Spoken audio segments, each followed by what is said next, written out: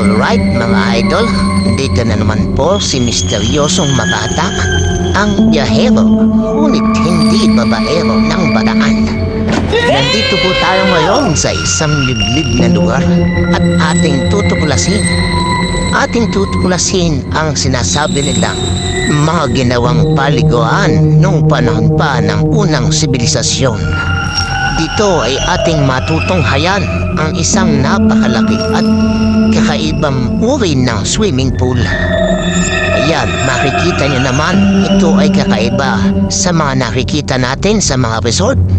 Ito ay binubuo ng malalaking bato at talaga namang kamangha-mangha ang pagkakagawa nito. Ating lilibutin kung hanggang saan at ilan ba ang nagawa nilang swimming pool dito. Yan nga po yung pangalawang swimming pool. Kung napansin nyo yung isa kanina, may malaking bato.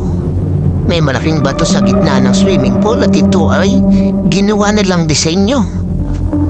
At habang tayo'y naglalakad ay atin ding natuklasan na nagkaroon din pala dito ng mga pahingahan, mga ginawang lamesa nung panahon pa ng sinaun.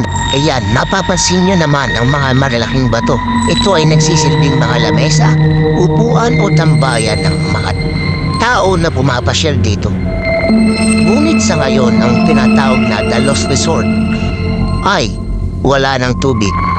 Sapagkat sa tagal na ng panahon na ito ay hindi ginagamit, ay napabayaan na at hindi rin malaman kung bakit ito ay itinigil na nung may-ari. Yan nga po, tayo po ay dudungaw sa ilog na kung saan makikita niyo naman na napakalinaw ng tubig.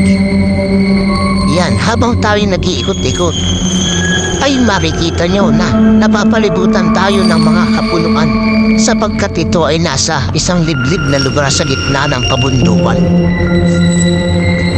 Halina at tayo ay maglakad-lakad at baka tayo ay may makikita pang kakaiba dito. Yan nga po.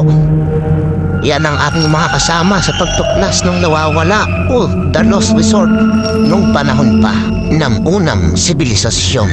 Yan po ay mapapansin natin na napakaganda at napakasariwa talaga kung tayo ay papasyal dito. Marirelaksa na tayo. Kung ito ay itinuloy, ay tiyak na marami ang papasyal dito. Yan nga po. Patuloy po ang ating pagdiscovery kung papaano at saan nagsimula ang ganitong pamamaraan ng paggawa. Ito kaya ay napuntahan din ng ibang arkitekto, inhinyero, o magagaling o mahusay na mga tagapaggawa sa pamamagitan ng bato.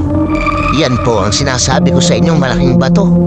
Malaking bato na nasa gitna at hindi na po ito kayang buhatin ng kung sino man. At ito nga po ay napag-alaman namin na ito pala ay dating kaharian ng mga minions.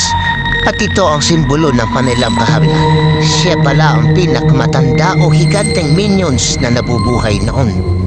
Kaya po tayo ay mag-iingat at ipalaganap natin itong mahalagang kwento na nagmula pa sa baol ni misteryosong makata. Paalam mga idol, hanggang sa muling paglalakbay.